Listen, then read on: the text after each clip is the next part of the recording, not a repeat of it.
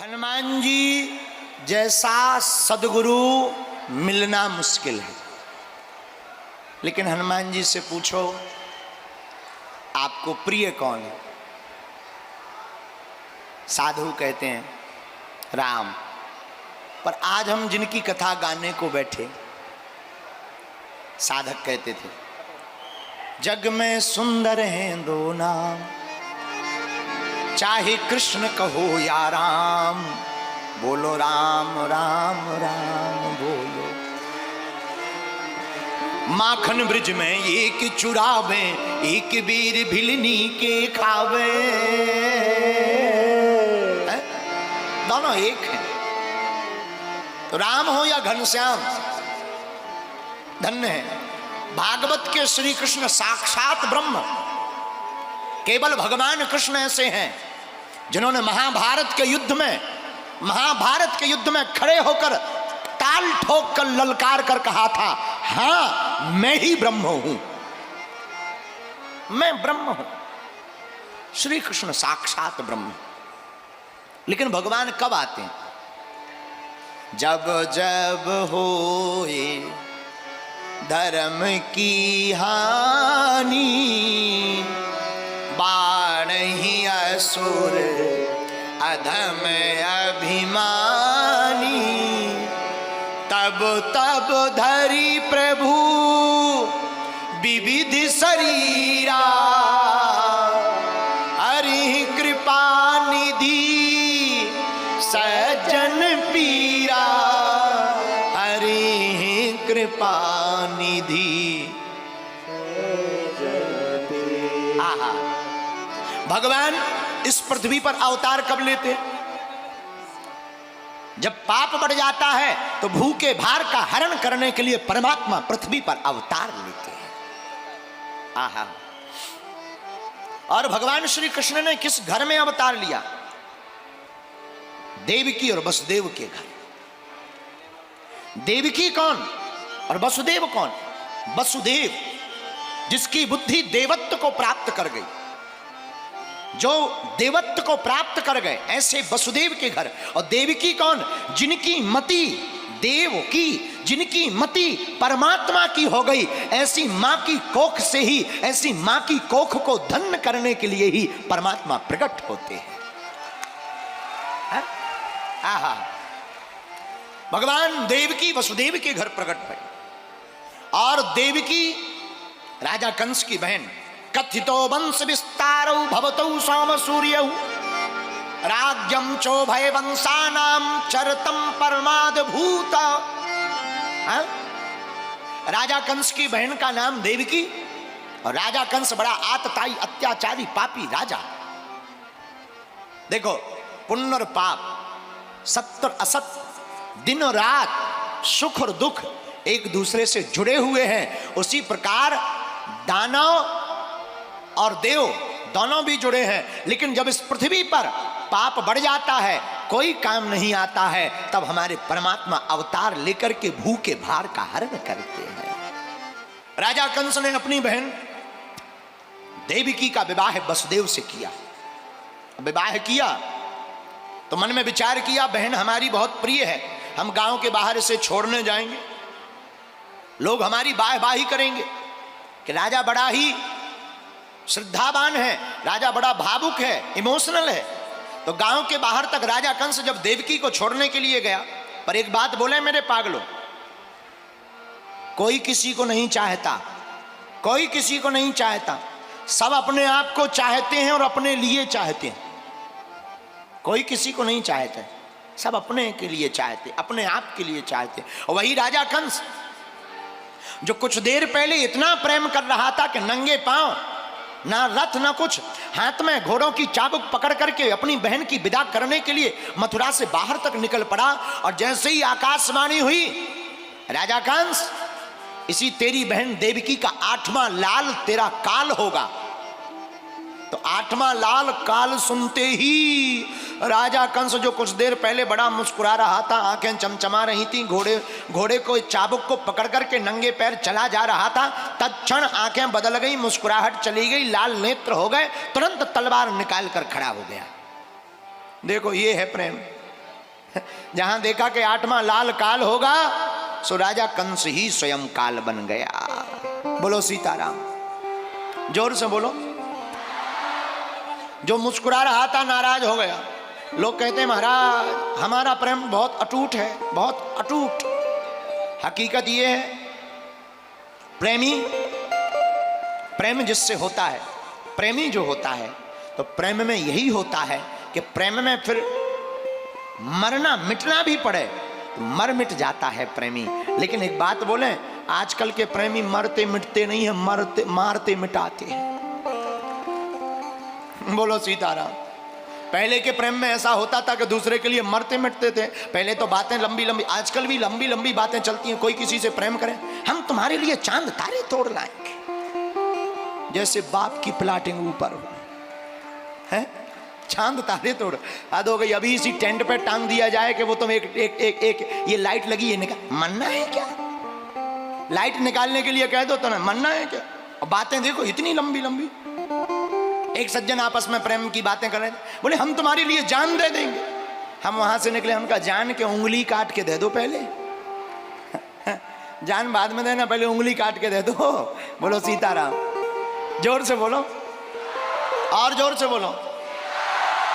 तो राजा कंस जो कुछ देर पहले प्रेम से भरा हुआ था, आहा, मारने के लिए तैयार हुआ।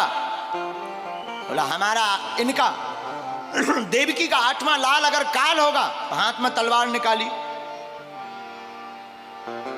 और निकाल करके कहा कि अब 8वां लाल काल होगा ही नहीं। बोले क्यों? बोले ना रहे बीन ना बजे बांसुरी, जब बहन ही नहीं रहेगी तो लाल कहां से होगा, और लाल नहीं होगा तो काल कहां से होगा। केवल राजा कंस बोला हमारा ही कमाल होगा। और ऐसी सबकी हालत है। हम सोचते हैं कि हम मौत को चकमा दे जाएंगे, पर हकीकत यह है मौत हमको चकमा कब दे जाती है पता ही नहीं चलता।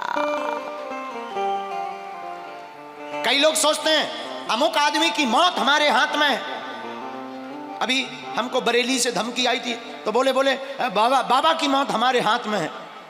हम कुछ कहना तो नहीं चाहेंगे, हम तो सज्जन आदमी हैं। हम तो यही कहना चाहेंगे, जो दूसरों को कहते हैं कि हमारे इनकी मौत हमारे हाथ में है, उसे अपनी ही मौत नहीं दिखाई देती। राजा कंस भी यही कह रहा था, हमारे हाथ में मौत है। किसकी? देवकी की, और देवकी के होने वाले 8वें काल के रूपी लाल की।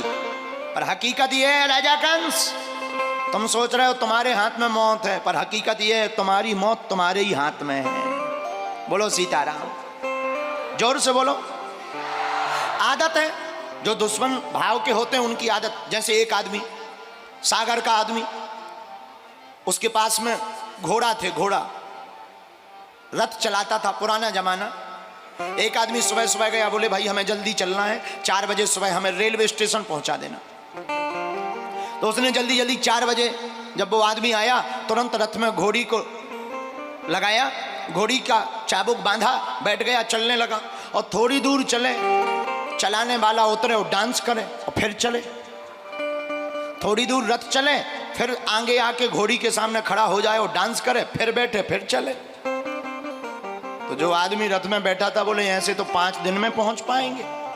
घोड़ी है, रथ है क्या आफत? ये तुम बार बार उतर कर डांस क्यों करते हो? तुम्हारा दिमाग तो ठिकाने है। बोले हुजूर श्रीमान नाराज मत होइए, धोखे से जल्दी जल्दी में घोड़ी दूसरी आ गई। बोले कौन सी घोड़ी? बोले शादी विवाह वाली घोड़ी आ गई। इसकी आदत है जब तक ये डांस ना देख ले तब तक बढ़ती नहीं है। बताओ। बोले आदत है, वो आदत है तो आदत है, वो चलेगी भी तभी।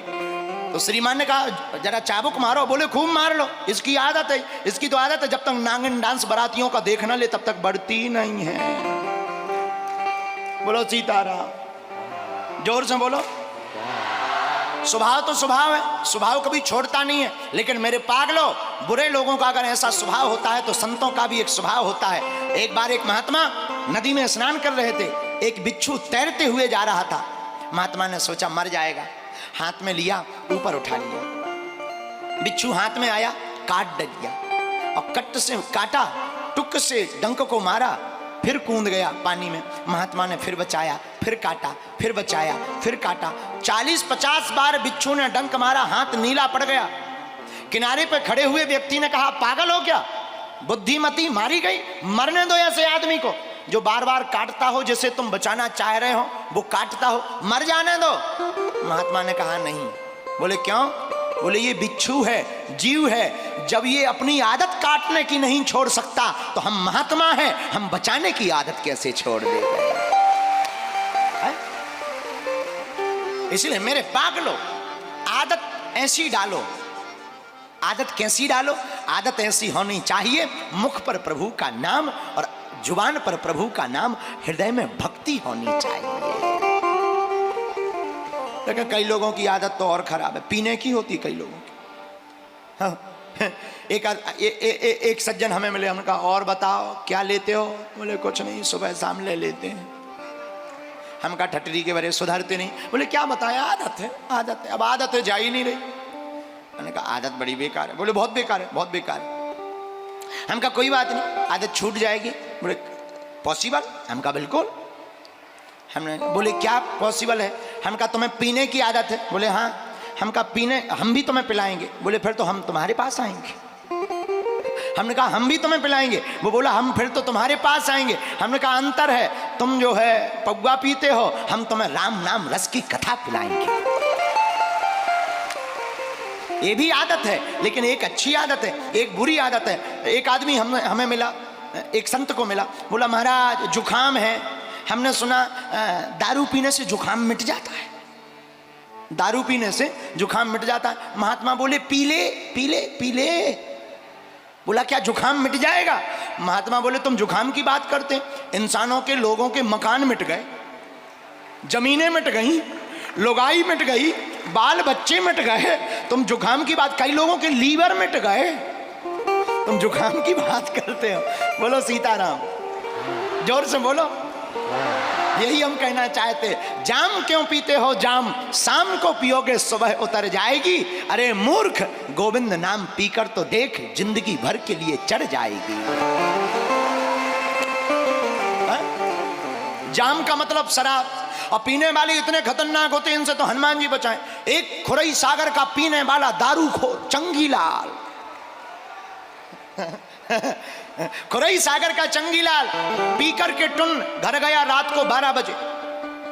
घर में चाबी निकाली, ताला लगा के गया था, और घर वाली थी नहीं। दरअसल किस्मत की बात, मायके गई थी।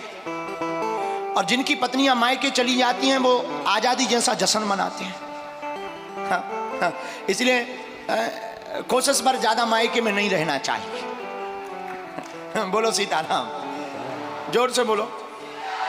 तो चंगीलाल की पत्नी मायके में मुन्नी बाई का मायका कहां? मुन्नी बाई का मायका छतरपुर। हाँ, मुन्नी बाई मायके में, पति अकेला चंगीलाल खुरई में। इसने कहा आज तो आजादी है, खूब पियो। इतना पी के निकला, चाबी ली ताला खोलने के लिए, इतना टुन्न कि बार बार ताले के पास चाबी ले जाए और फिर हिल जाए। 1 घंटा हो गया पर ताले में चाबी नहीं डाल पाया। वहां पर एक पुलिस वाले भाई साहब खड़े थे, दूर से बोले चंगीलाल लाओ, तुमसे नहीं बनेगा, हम खोल देते हैं, तुम भीतर घुस जाओ। अब बात देखना कितना खतरनाक जवाब दिया। अरे बोले पुलिस वाले भाई साहब, हम तो खोल लेंगे 2 मिनट में, ये आगे का लगा मकान हिल रहा है, तुम मकान पकड़ो।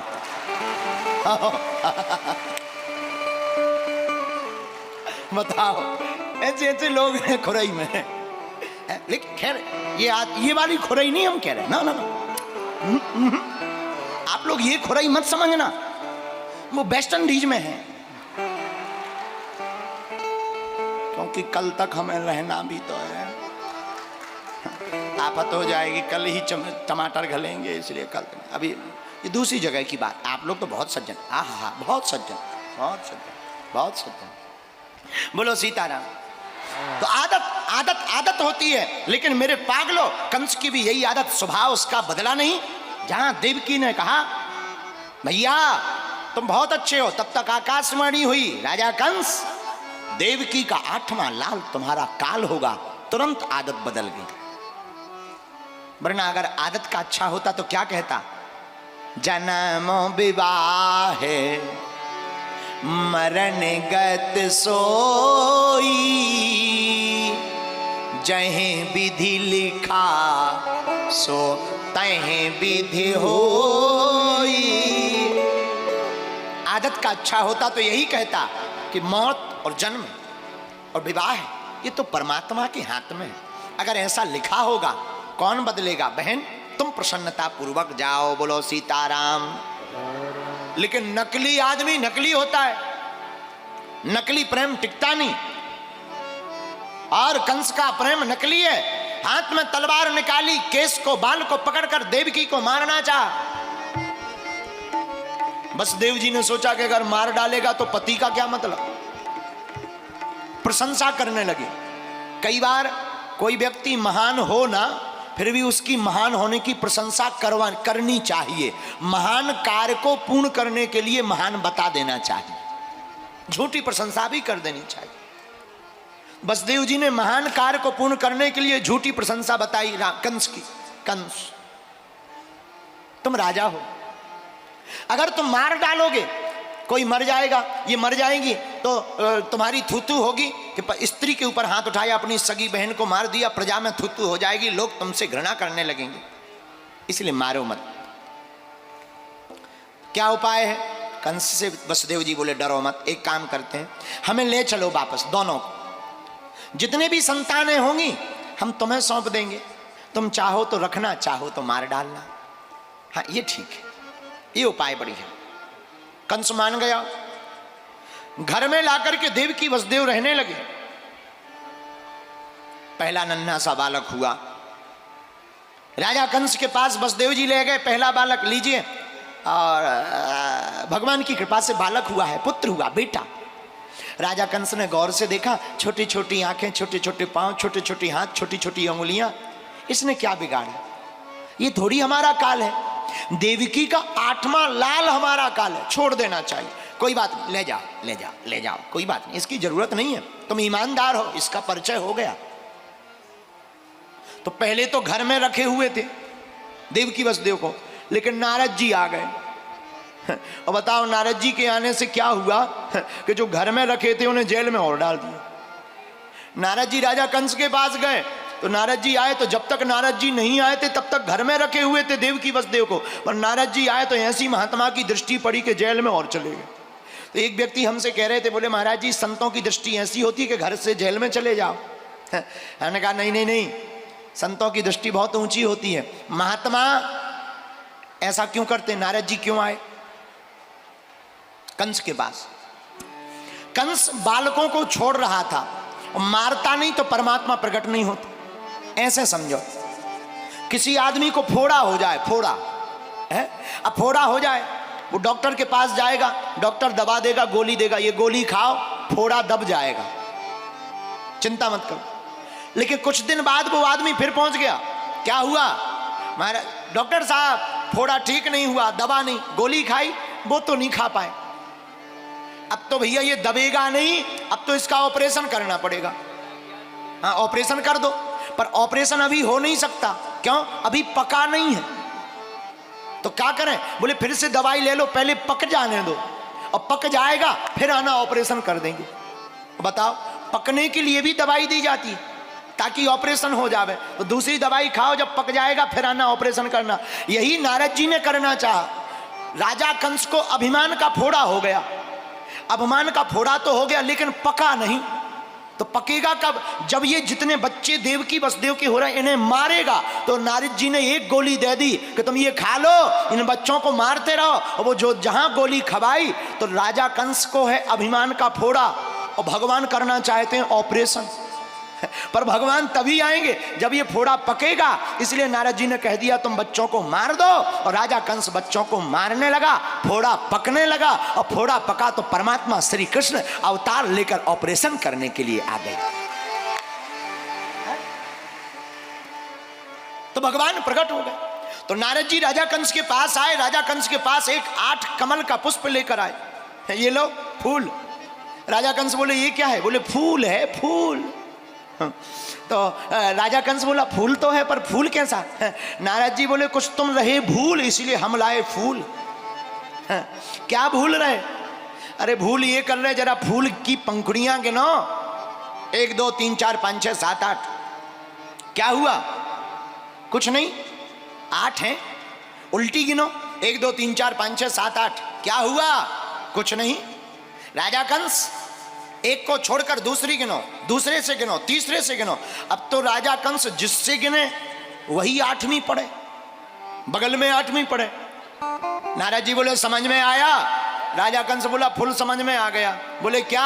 बोले देवताओं की गिनती है, पहला भी 8वां हो सकता, 8वां भी पहला हो सकता, बीच में भी 8 हो सकता।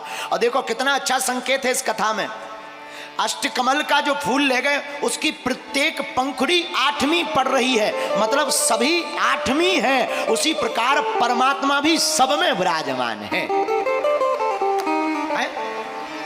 भगवान भी तो सब में। हरि व्यापक सर्वत्र समाना,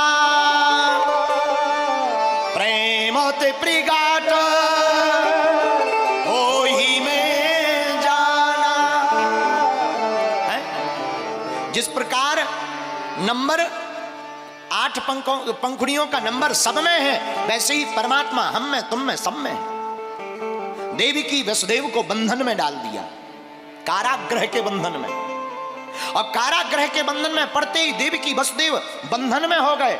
लेकिन एक बात याद रखना मेरे खुरई के पागलो, बंधन में रहते हुए भी देवी की वसुदेव ने परमात्मा का बंधन नहीं छोड़ा है? कितनी अच्छी बात।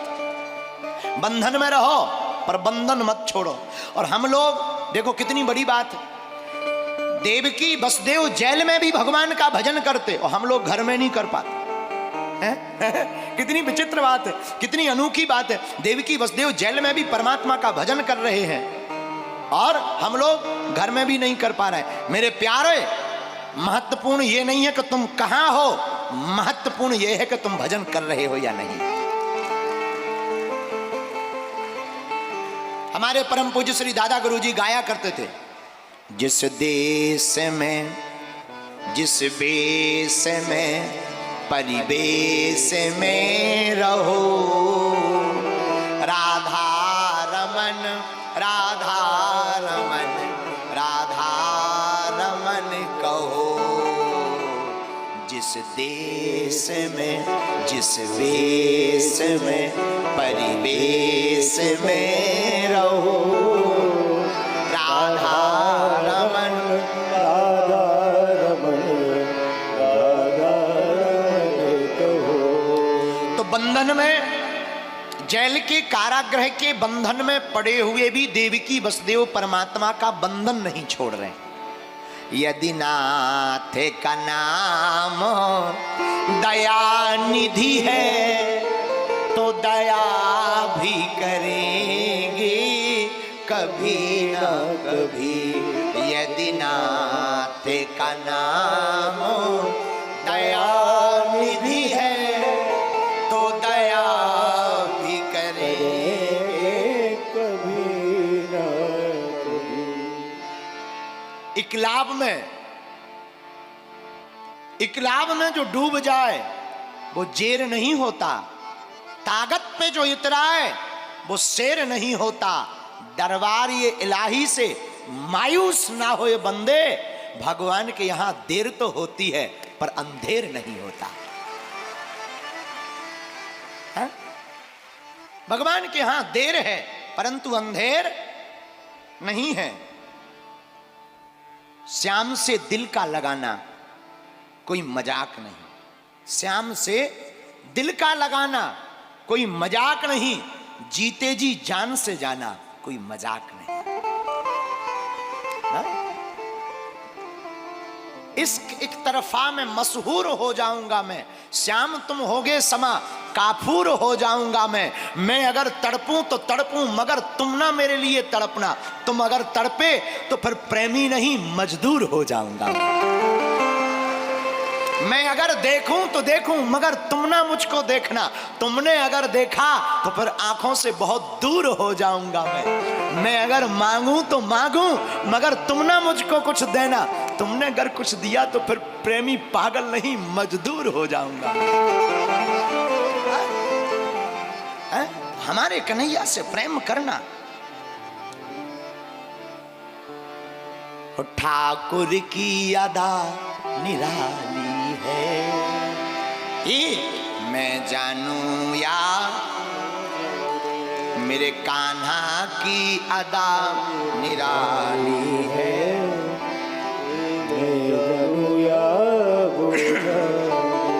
राजा कंस ने देवकी वसुदेव की देह को बांध दिया। देह को राजा कंस ने देवकी वसुदेव की देह को बांध दिया, पर देह को बांधना बड़ी बात नहीं है, लेकिन राजा कंस देवकी और वसुदेव के नेह को नहीं बांध पाए। देह को बांधना बड़ी बात थोड़ी है, नेह को बांधना बड़ी बात है, और नेह किसी से बंधता नहीं है। मेरे पागलों, आज नहीं तो कल इकरार होगा, आज नहीं तो कल इकरार होगा। अगर मुझे उस सांवरिया से प्यार हुआ है तो उसको भी तो कभी मुझसे प्यार होगा। हा? परमात्मा, अरे कृपा की न होती जो आदत तुम्हारी, तो सुनी ही रहती अदालत तुम्हारी। कृपा की न होती जो आदत तुम्हारी, तो सुनी रहती अदालत तुम्हारी। धीरे धीरे राजा कंस ने 6 पुत्रों को मार डाला। 7वां गर्भ आया। भगवान ने संकर्षण क्रिया के द्वारा देवकी के गर्भ को रोहिणी मैया के गर्भ में स्थापित कर दिया, और रोहिणी मैया के गर्भ से ठाकुर जी के पहले ही स्वयं साक्षात श्री दाऊ भैया प्रकट भये। धीरे धीरे समय बीता। जब जब होए धर्म की हानि, बाढ़हि असुर अधम अभिमान। जब असुर राक्षस बढ़ गए, पृथ्वी पर भार बढ़ गया, सब रोने लगे, सब देवता स्तुति करने लगे।